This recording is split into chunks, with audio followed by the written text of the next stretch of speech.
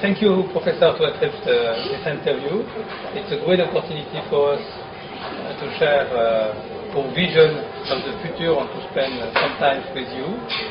We would like to hear your hope message and share this message with more than 8,000 French young people, because we are here in Jamboree, close to Bordeaux, and it's time for French Scout and Guide to think about the future, to share different projects, and to find the way to contribute to the better future in our common planet.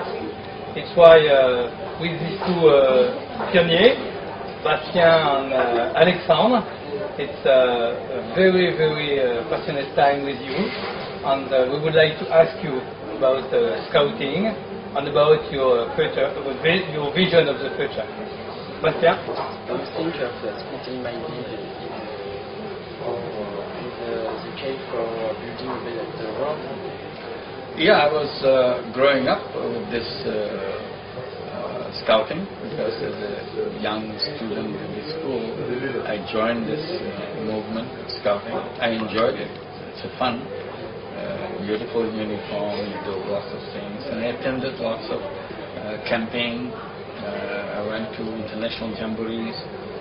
The first World Jamboree I went was the 8th World Jamboree in 1955. At that time, like you, I was a 15-year-old kid. I went there, first time coming out of the country, going to many different countries, and crossing the Atlantic by ship to go to New York from England, and then go to Canada, Niagara-on-the-Lake. So I met a lot of young people from many different countries.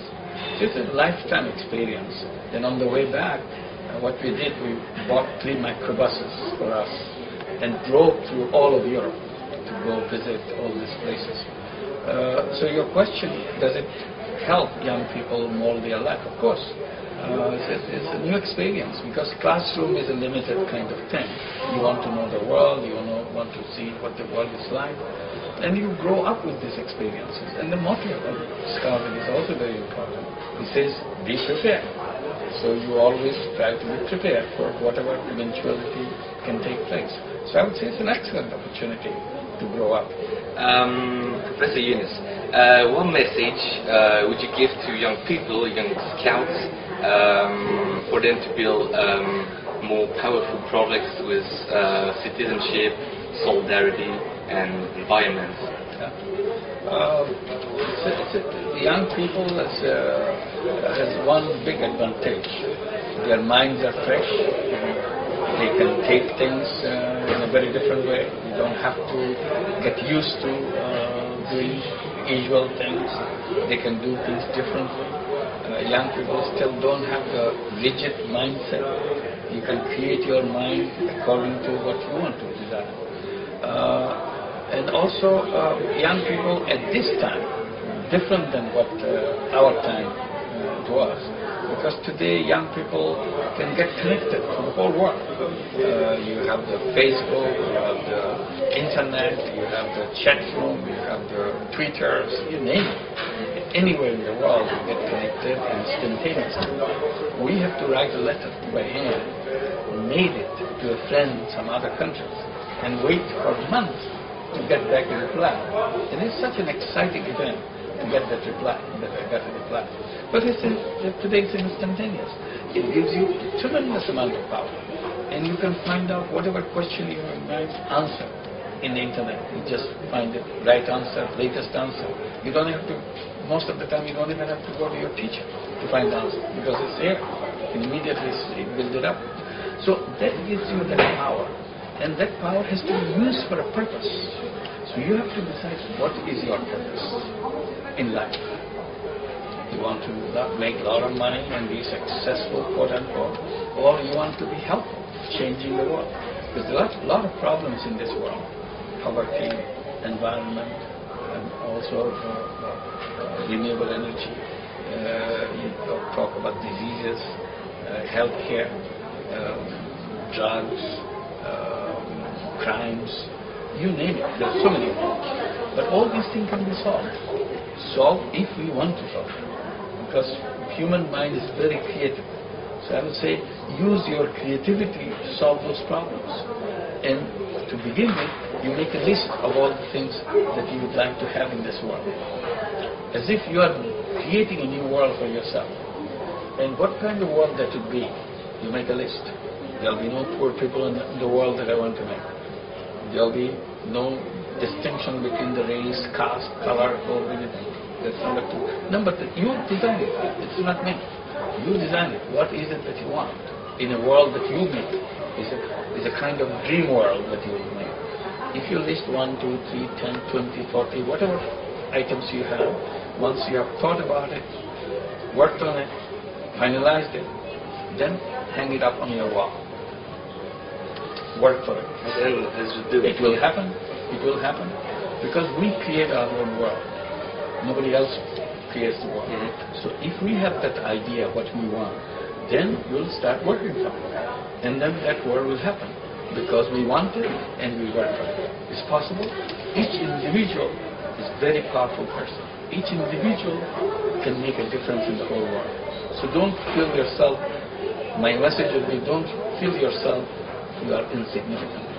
Always feel you are significant. Always feel you can make all the changes if you want it. And it's your own hand that you can do that.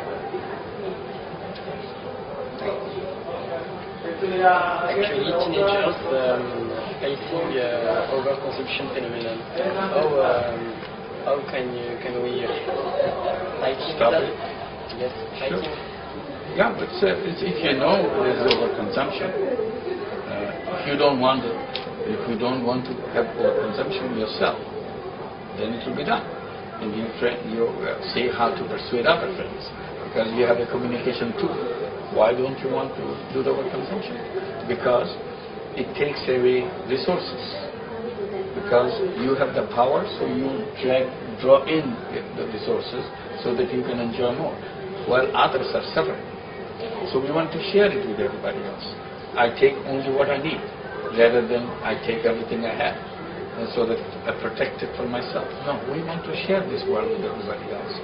And not only share while we have all these people on this planet today along with us, but there are people who will be coming next. Next generation. They have to have the resources too. If we use up everything that we have now, they won't have anything else. So we have to be very considerate. How much of the resources will we, how much of the resources will need for future generations to enjoy. Because some of the resources are exhaustible resources. It will disappear. So we have to make sure that we share it. And when we are here, in our generation, we want to share it. Also, we want to make sure, just because we are a rich country, we take everything, and the poor countries don't get anything. No. We leave their share. We take only the share that is due to us. So these are the kind of things that bring it to the question of overconsumption. If we decide not to do it, it won't be done. It's a question of deciding. If you remember, what were you dreaming of when you were age like 15, 16, 17? Yeah. Did you ever dream of Nobel Prize or only of like things you just said? Yeah. No, at that time, just like a young kid, I wanted to see the world because I had the opportunity by joining the Jamboree. So I enjoyed traveling. So that was a fantastic experience to meet other kind of children of my age, speaking different language, going to different kind of schools. They have a different kind of country, and it's very enjoyable to communicate. I didn't speak everybody's language. I could speak a little bit of English, but the communication with the sign language and kind of still we became friends very easily, without even speaking the language, because we have the same age, we like each other, and so on. So I enjoyed that, and to seeing the world as it is, then you see the difference with other countries and your country, and how people suffer in your country.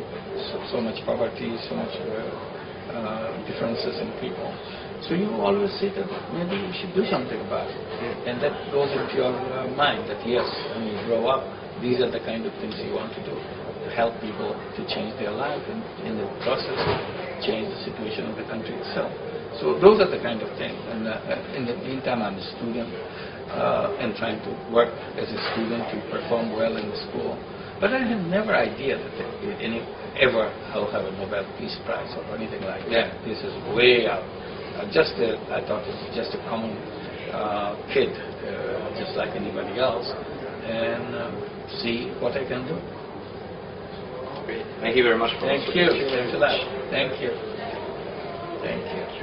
Thanks a lot. Okay.